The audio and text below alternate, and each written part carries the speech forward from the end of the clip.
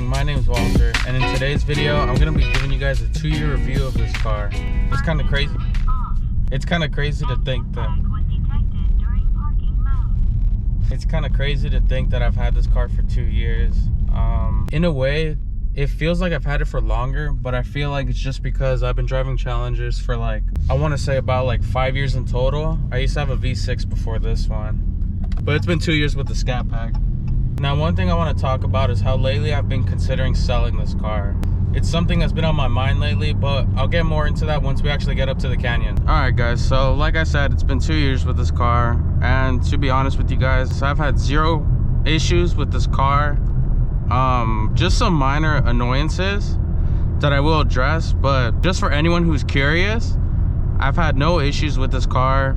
Like I said, any major issues. I've had no powertrain issues. I haven't had anything break on me. I haven't had any weird glitches, and I was kind of worried about that. One thing about this car is it is FCA quality, and for those of you who don't know, FCA is like Fiat, Chrysler, whatever. Fiat and Chrysler are both known to not have the best quality items, and what I mean by that is when I first bought this car, I was expecting to have some type of issues, and the reason I say that is because I had a V6 Challenger. I still don't know what happened to this day, but pretty much what happened was this instrument cluster you see right here stopped working. I didn't have the 8.4-inch touchscreen. I had the little small screen that had the buttons on the side.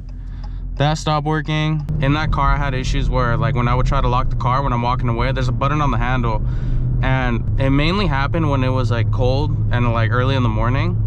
I would press the button to lock it and it wouldn't lock, and I'd physically have to get my key and lock it. So I mean, it's not that big of a deal, but still though, it was a brand new car, and I don't know why I did that. I never took it in for warranty because I just had a feeling it was just one of those things that's just, it happens to all Challengers, because that is one problem that happens on this car. It rarely happens on this one. I feel like maybe the button I got on this car is a little bit better. I think I've only had maybe an issue once or twice where I'm trying to press the button on the handle and it wouldn't lock.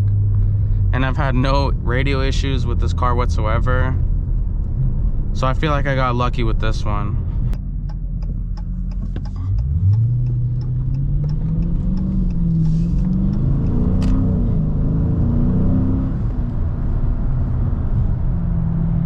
Thought that was a cop for a second. Besides the button not working, the only issue that I've encountered, this is something that I've noticed across all Challengers, when I see videos of them, or sometimes I see one pulling up or driving by, and I can hear it, and it's the brake squeal. It's something I guess that happens to all Challengers that have the Brembo brakes.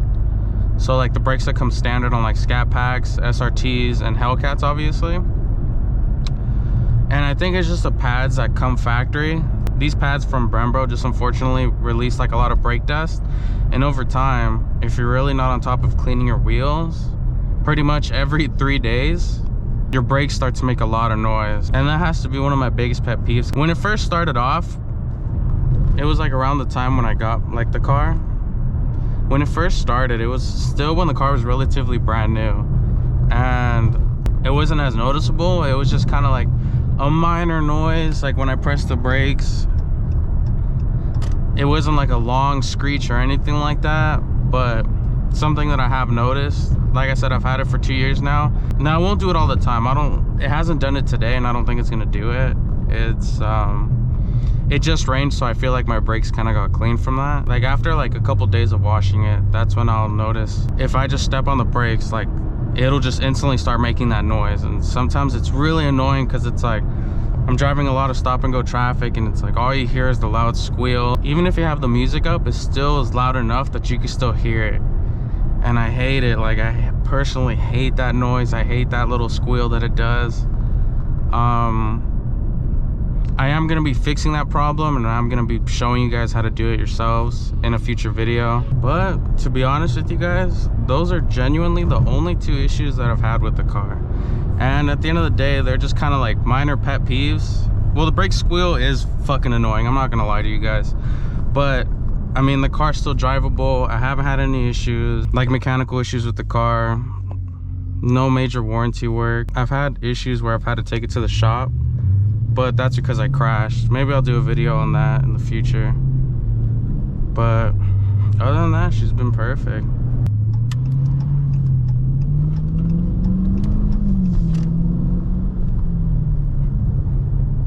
from these 2 years that I've been driving this car on a daily basis for work and for pleasure, from the road trips to the stop and go and all that stuff, even with those 2 little minor inconveniences, I love this car. I don't even know how to put it into words. Like, I feel like this car genuinely like represents who I am. I feel like it's a part of me. It's loud, it's obnoxious, it's big, bulky, super heavy, it's super solid, which I really love about the car. I love how planted it feels. I love the steering feel. The 8-speed transmission in this car is absolutely amazing.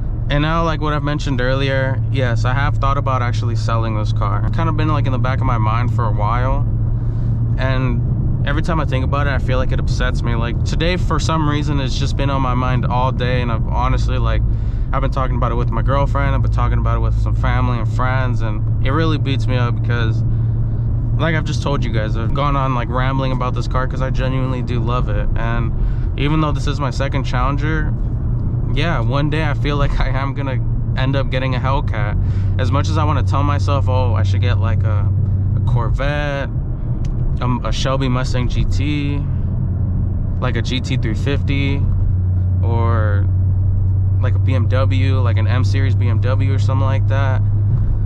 As much as I want to try to diversify myself, you know, just so I'm not driving a Dodge all the time, and try to like diversify my like experience with cars, I just love it. And even though, like, yes, this would probably be the like my 3rd same generation Challenger, I know like I want a Hellcat. Even though I keep telling myself, oh, to get another car, I know for a fact, like I'm already calling it now, I'm probably just gonna end up getting my 3rd Challenger, and I'm probably still gonna be just as happy with it. I love this car, I love this platform. I'm excited to see what Dodge does with the next generation. But the reason as to why I'm considering selling it, I feel like when I actually talk about it, it's gonna sound silly. Currently at the time, I'm 24, and I don't know why, but lately, just seeing with the whole pandemic and just with like the housing market and everything, part of me feels like I should really start being more mature, basically try to become like a responsible adult.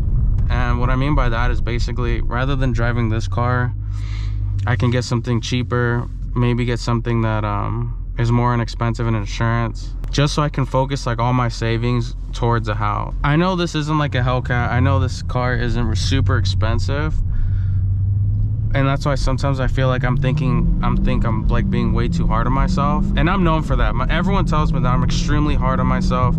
You know, sometimes I forget to stop and smell the roses along the way and enjoy life for what it is, enjoy this car.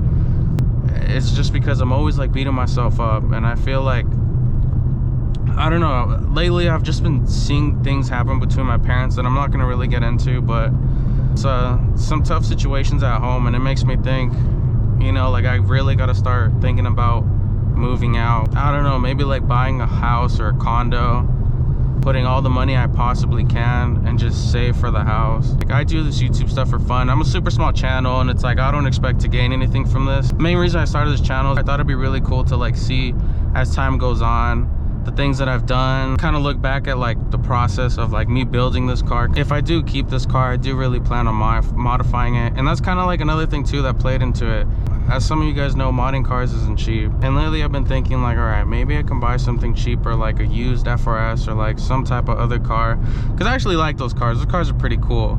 But maybe buy a cheaper car, something that's not so expensive. And part of me was thinking like, you know, maybe I can buy something for 15 grand. All the money that I save from this car, like monthly payment wise, I can go into like building it and do like actually some pretty cool builds, like maybe like a turbocharged FRS or something like that. Maybe do like a track build, because I remember looking back before I got my V6 Challenger, I really wanted an FRS. There's a huge aftermarket for them.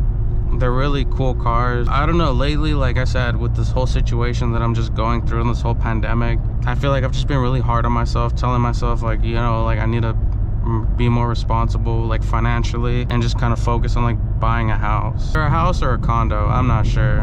I'm almost gonna be 25, and unfortunately, due to the pandemic, like with my career and like what I've gone to school for, they're not hiring like at all. Everything's kind of like on hold. So I also thought to myself too, if I get rid of this car, and let's say I get something inexpensive and do like a $10,000, $15,000 car, I build that car. That's content for YouTube. And within time, like I said, maybe like in 1 to 2 years, I'll have the car paid off. It'll be pretty built. And I acquire a house or a condo, whatever I decide to do.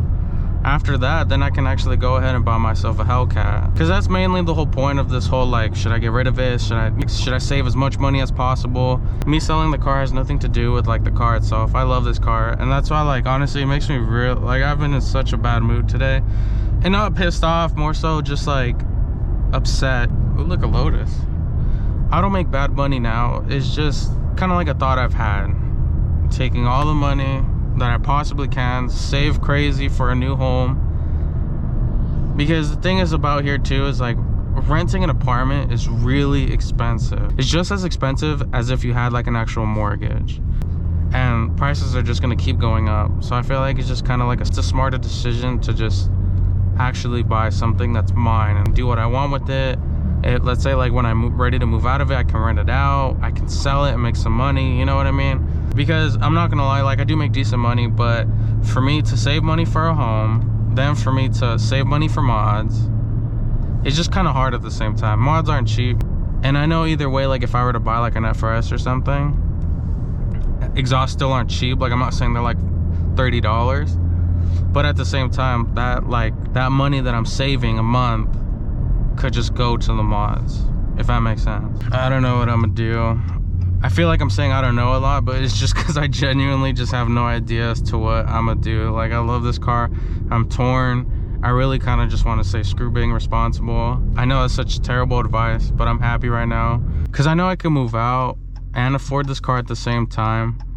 But I just thought to myself, like if I were to get rid of it, I can like save for a new home relatively faster. I know I made this video a lot more personal than my other ones, but I thought it'd just help me out if I just honestly went for a drive and just kind of like talked about it. Like I really just kind of needed some time to genuinely think about it. I'm sure some of you guys, when you guys are going through some shit, you guys go out for a drive and kind of just to kind of clear your mind. But that's pretty much gonna be it for this video, guys. But I just want to say thank you guys so much for watching. I really do appreciate it. I'll keep you guys in the loop for anyone that's interested as to what I'm gonna do. But until then, guys, I'll see you guys in the next one. Peace.